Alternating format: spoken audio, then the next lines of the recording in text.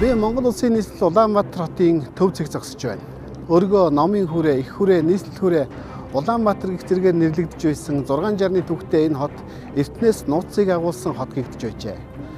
Дорны эгэл жирийн иргэд Улаанбаатар хотыг алтан хаалгатай, алтан дээвэртэй, алтан багантай хот гэж төсөөлдөг юм билээ. Учир нь ертөнцийн хамгийн том эзэнт гүрнийг байгуулж байсан дошгон монголчууд буддын шашныг өмгөөлөн хамгаалагч болж энэ их хотыг байгуулсан гэж үздэг ажээ. Улаанбаатар хотын нууцаас тайлцгаая. Энэ багныг ардын хувьсгалын 40 жилийн ойдод зориулан босгожээ. Дурсгалын багны оройн хэсэгт соён бүсгийг байрлуулж, дунд хэсгийг нь үндэсний нарийн гоёмсог хээгэр чимэглэжээ. Бадам лямхай суурьтай соён тэмдэг нь 1924 онд батлагдсан анх дугаар үндсэн хуулинд Монгол улсын төрийн сүлдээр батлагдсан. Харин өнөөдөр үндсэн хуулиар төрийн далбаанд дүрслэх ёстой болжээ. Хотод баган босгодог ёс бас л эртний Ромд тогтжээ. Гэхдээ бүр эртний ёс бол эртний Египт буюу Мисрт бий болж. Домгоор бол тэр үед хамгийн их ол зомогтой алдар суутай дайныг Мисрт хийдэг байжээ. Ромын хаадж анжид Мисрт байгуулсан ялалт бүрийнхээ тэмдэг болгож нэг баг нь авчирдаг байж. Өдгөө Ром хотод Мисрээс авчирсан 13 баг нь байдаг аж. Бас л ялалтын бэлэг тэмдэг. Бодвол 13 их ялалт байгуулсан болол та. Багны оройг шовхолж пирамид хэлбэрт оруулсан байдаг. Хожмын сэргэн мандалтын үеэс багнууд орой дээрээ ялалтын бурхан Эхтагн гэх мэт хөшөөтэй болжээ. Тэрхүү багнаа олон түмэнд ялалт сүр хүчний илэрхийлэл болгож үзүүлэхийн тулд босгосон газартаа талбай байгуулдаг байж. Ингэж өрний хотуудад талбай бий болжээ. Багант талбай байгуулахдаа багны өмнө заавал усан сан байгуулдаг болж. Ром хотод очиж үдсэн хүн анзаараарай. Бүх багант талбай усан оргилууртай байдаг. Усан сан нь усан оргилуур болсон хэрэг. Масоны бэлэгдэл ёсоор бол орчин үед хот байгуулахдаа заавал ийм талбай байгуулдаг гэж ярьдаг. Үүний жишээ нь Вашингтоны харанда. Түүний өмнө усан сан бий. Масончууд фараон Тутмосоос хойш ертөнцийн бүхий л мэдлэгийг хуримтлуулж шинэ ертөнцийг үүсгэх зорилготой гэдэг. Ингэхийн учир нь Египтийн фараон 2 дугаар Тутмосоос хойш бүх мэдээллийг хурааж хуримтлуулснаар цэцэглэн мандах дахин сэргэлтийн суурийг тавьсан гэлцдэг. Өнөөдөр зарим оккультизм сонирхогчдын ярьдгаар масоны нийслэл Вашингтоны харандааны үзүүрт пирамид дүрсэлсэн ба тухайн үедээ алтнаас үнэтэй байсан хөнгөн цагаанаар бүржээ. Яг ийм харандаа өнөөгийн бүгд найрамдах Турк улсын нийслэл Истанбул буюу Загалмайтны шашныг анх удаа Византи буюу Зүүн Ромын эзэнт гүрний төрийн албан ёсны шашин болохыг зарласан Константинопол хотод бий. Константинопол гэдэг бол Константины хот гэсэн үг юм. Европын хотуудын нэрэн залгадаг Пол, сар шашинтнуудын хотод залгадаг Бүл гэдэг үг бол хот, цайз, цамхаг гэсэн утгатай үг үлээ. Та бүхэн санаж байгаа бол Игрийн сэргэлсэн тууж дээр хааны хотын үүдэнд халах бамбагаа үлгэж гисэн мөр байдаг. Тэр нь Византийн нийслэл Константинопол буюу одоогийн Стамбул хотыг хэлж байгаа үг юм аа. Өдгөө Европ бэлэгдлийн нөлөө ихтэй хот байгуулалтын урлагт эртний Каир, Ромын ёс уламжлал нэвт шингэсэн нь бий. Коммунизмын 90 үед хотын төв талбайг байгуулахдаа багант талбай биш, буунхант талбай байгуулж эхэлжээ. Мөн л бэлэгдэлт газар мөн. Бид л анзаардгүй болохоос шарил дахих эртний Мисрийн ёс шүү дээ. Шарилыг пирамидэд хадгалдаг нь өдгөө нэгэнд тодорхой болжээ. Жухамдаа Ленинээс эхэлсэн одоо коммунист улсуудад уламжлал болсон Ким Ил Сун, Ким Жон Ил, Хо Ши Мин, Мао Зэдний бунхан бол эртний Мисрийн хаадын шарилыг занданшуулдаг ёсны л үргэлжлэл. Харин дэлхийд их хаадыг төрүүлсэн үндэстнүүдээс ганцхан монголчууд л хаадынхаа шарилыг нуудаг. Гэвч энэ ёс уламжлалыг шинэ өрний соёлыг эрхэмлэгчид эвдэж Жинжин Сүхбаатар ба шалгарсан гарамгай удирдагч Маршал Чойвилсангийн шарилыг он удаан жил тахилсан юм. Үүний зэрэгцээ бүгд найрамдах Монгол ард улсын ардын хурлын тэргүүлэгчдийн дарга Самбуугайн шарилыгч төрийн ордны арын цэцэрлэгт удаан хадгалсан төв саяхных билээ. Ингэхээр баг нь бунхан бол пирамидын бэлэгдэл болж таарч байна. Өмнө хэлсэн хотуудын жишээг харвал Пинянд Жүүчээ цамхаг бий. Умардууд ярихдаа манай цамхаг Вашингтоны харандаанаас ч өндөр гэж хэлдэг. Цаад бэлэгдэл нь бид Америкийг ялна гэсэн үг. Ганцхан энэ цамхгийн оройн галыг гэрэлтүүлдэг сахилгаан тасардаггүй. Цамхгийг яг ёс уламжлалаар нь ус бараадуулж Тэдэн мөрний эрэгт босгожээ. Умард солонгосын дайнаар сүйдсэн нийслэлэн дахин сэргээхдээ хот байгуулах ёс уламжлал бэлэгдлийг яс баримталж байгаа юм. Хамгийн шашингүй гэгддэг умардын удирдагчдын гэр бүл удмаараа масон болцохоогүй байх.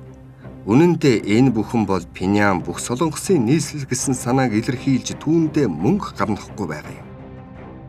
Багнууд голдуу нийслэл хотуудад бас нийслэл байсан хотуудад байдаг.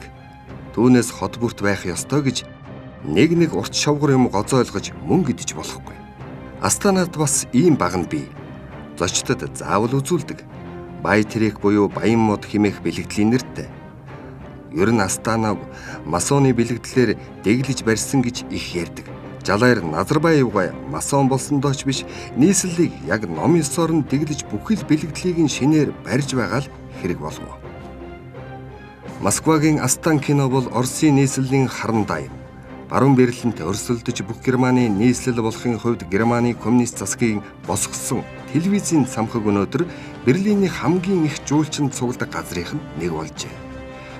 Өнөөгийн германчууд бүгд найрамд гардчилсан Герман улсын парламентын ордон нураасан хэрнээ энэ телевизийн цамхгийг буулгаагүй л байна. Коммунист дэглэмийн үед манай удирдагчид улсынхаа нийслэлийг байгуулахдаа энэ бэлэгдлийг мартаагүй юм. Одоо та бүхэнд энэ хойно харагдаж байгаа энэ Соёнбот баг нь бол манай улсын тусгаар тогтлын бэлэг тэмдэг ялтын баг юм аа. Тухайн үед яг энэ багныг дахиж улсын их баяр наадмыг хийдэг байсан. Та бүхэн анзаарч байгаа бол ердөө энүүхэнд төв зингэлт хүрээлэн байна. Энэ багныг хийхийн тулд заавал гол устай газар байгуулах ёстой. Дунд гол, туул голын дунд энэ багныг байгуулсан. Та бүхэн энэ багныг нэг их өндөр биш гэж бодож байж магадгүй. Гэхдээ энэ бол Бээжинд байгаа Тяньаньмын талбайд хятадын тусгай тогтлын багнаас баггүй өндөр хэмжээтэй байдаг юм аа.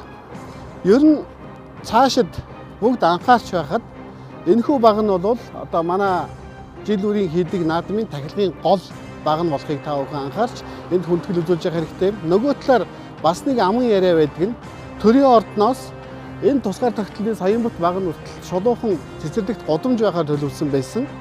Гэвч түүнийг хожим Оросууд зогсоохын тулд дунд нь Ленин клубыг байгуулсан гэсэн яриач байдаг. Өөрөөр хэлбэл төрийн ордноос чанга урагшаага толгой хүртэл чиглэсэн бүхэл бүтэн төрийн дурсгалын цогцлуур байдлаар энэ хотыг зохион байгуулахаар дэглэсэн байсан юм аа. Түүхийн урт үед ард түмний түүх гэж юу байх вэ? Түүх хүртэл хаадынх л байлаа шүү дээ. Хаан суудаг нийслэл хотын сүрсүлд хаадын ялалтыг мөнхөд дурсахын бэлэгдэл болсон багнууд хожим ард түмний хөгжил цэцэглэл ялан мандахын бэлэгдэл болон хувирчээ. Эрт цагт ийм багнууд хаадын ялалтыг тэмдэглэн баярлан цуглах тайлах тахилгын газар болжээ. Өнөөгийн тахилгын баярын чагсаал үндэсний их баяр наадам цэргийн цүрд жагсаал юм шүү дээ. Анзаардаггүй болохоос монголчууд жил бүрийн 7 дугаар сарын 11-нд угтаа энэ мартагдсан багныг л тахидаг юм. Тэгвэл Улаанбаатар хотоос өмнө нийслэл хүрээнд ямар тахилга байв гэвэл Богд хаан уулын тахилга юм. Өмнө орхисноо залгахад цамхаг бол пирамид, пирамид бол уул. Манайд хот байхгүй учраас уул тахидаг ёс тогтсон байж. Дэлхий дахин эрт дээр цагт салга тусдаа байгаагүй. Соёл эрчимтэй нэвшиж байсан глобал бэлэгдэл ёс заншил мундахгүй. Басгүй эртний тахилгын зан үйлтэйж холбоотой бололтой байдаг. Жишээ нь Ромын 13 багны бэлэгдэл эрт цагт ихээ хол төгссөн.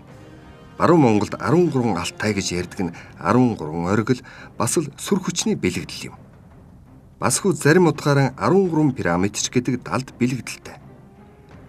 Өнөөдөр алтай 13 тахилгад уулыг гүйцэд олоогүй л байна. Гэтэл зүүн Монголд харин өөр маягийн пирамидын уул бий. Энэ нь үлгэрлэвэл Ацтекуудын нарны сүм шиг хавтгай оройтой пирамид. Хэрв та анзаарсан бол Богд уулын орой хавтгай байдаг нь эртний тахилгад уулын нэг шинж юм. Хоёр өөр бэлэгдлийн соёл Монголд зэрэгцсэн орчиж хиллэж байжээ. Тахилгад уул заавал усан сантай байх учиртай юм. Алтан овоо ганга нууртай, отгон тэнгэр бадар хундаг нууртай.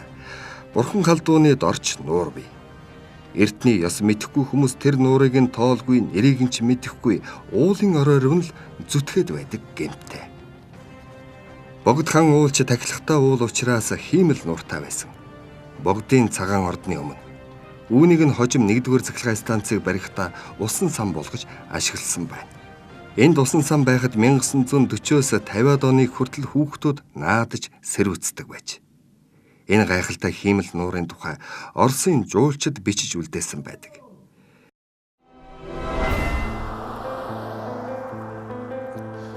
Өнөөдөр дэлхийн хамгийн том эзэнт хөрөн бол Америк нэгдсэн улс.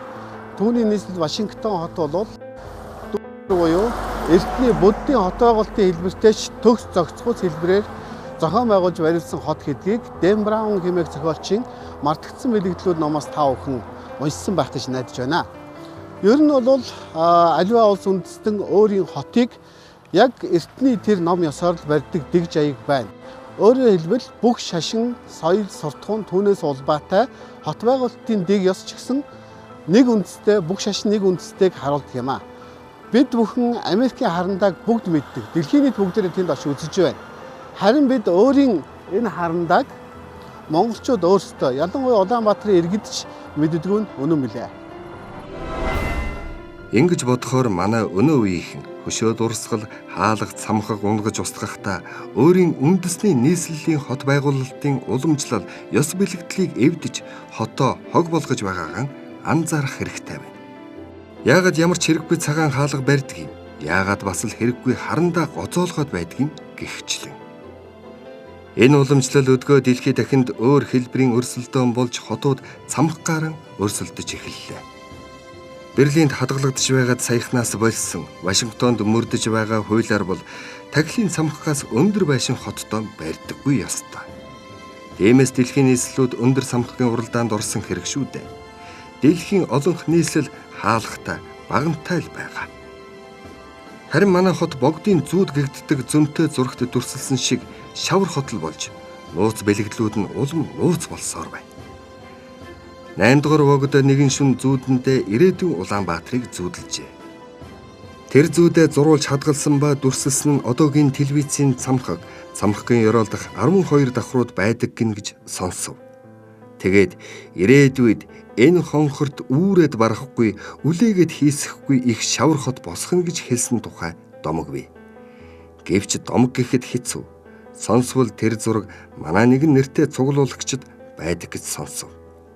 Харин богд хааны босгосон багны тухай баримт хомсч удирдлагын академийн өмнөхтэй нэгэн багн байсныг хожим сүйтгэжээ. Нийслэл маань нэг иймэрхүү мухар сүсгийн ч гинүү, бэлэгдлийн ч гинүү учир жанцантай хот юм билээ. Харьцуулж тайлбарлах гэж нуршсан бол өршөөгөөрэй. Хотын хийгээд хот доторх уул усны нэр хийгээд хотын тойргийн зохион байгуулалт энэ төрлийн тухай их л сонин амарч юм шиг, гайхмарч юм шиг зүйлс их л байдаг. Гэвч түүнийг ойлгуулахад төвөгтэй тул төр өрх. Үүнийг өгүүлэхийн учир аялал жуулчлалд хэрэг болох болов гэснийх. Хот бүр жуулчныг татахын тулд асар их домог зохиож байна. Сонирхтгийн хувьд тэр бүрийг асууж болбол очиж үздэг юм л да. Гадаадынхан домог зохиож байхад бид харин байгаагаа сүйтгэж байгаа нь харамсавч барахгүй. Хятад, өмнөд, зүүн өмнөд Азийн домог сонссон нь Улаанбаатарыг алтан дээвэрт шар хот гэж төсөөлдөг тухайч сонсов. Бас Монголын нийслэл алтан хаалгатай, алтан багантай гэж боддог. Учир нь бүх дэлхийн алт эзэнт гүрний үед Монголын нийслэлд цугласан гэж итгэдэг. Бас Бурхны шашинд улс гэж боддгийнх гинэ. Тэдний төсөөллөөр Бурхны шашин умраас умарт дэлгэрч, догшин монголчуудад шашныг хамгаалагч, шашныг бадруулагч болж, ариун буддын өлмөд толгойдныг бүхийлгэж, тоогтныг сөгдгсөн юм гэж ойлгодог байхаа. Монгол улсын нийслэл Улаанбаатар хот бол зөвхөн Монгол улсын төдийгүй биднийг эргэн тойрон буй дорныг эзэгнэн орсон нүүдэлчин монголчуудын Монгол угсаатны нийслэл хот юм а. Эртнээс энд энтхгээс чулуун хуруут азар Шамбалыг хайж ирж исэн бол өрн дахнаас Осиндовский мөн Шамбалыг хайн энд ирж байсан. Өдөр тутмын амьдралын өрнөдөг энэ хотод ямархан нууц агуулгадж байгааг бид тэр бүр анзаардаггүй. Тиймээс цөмөрөө энэ нууцыг үргэлжлүүлэн ирцгээе.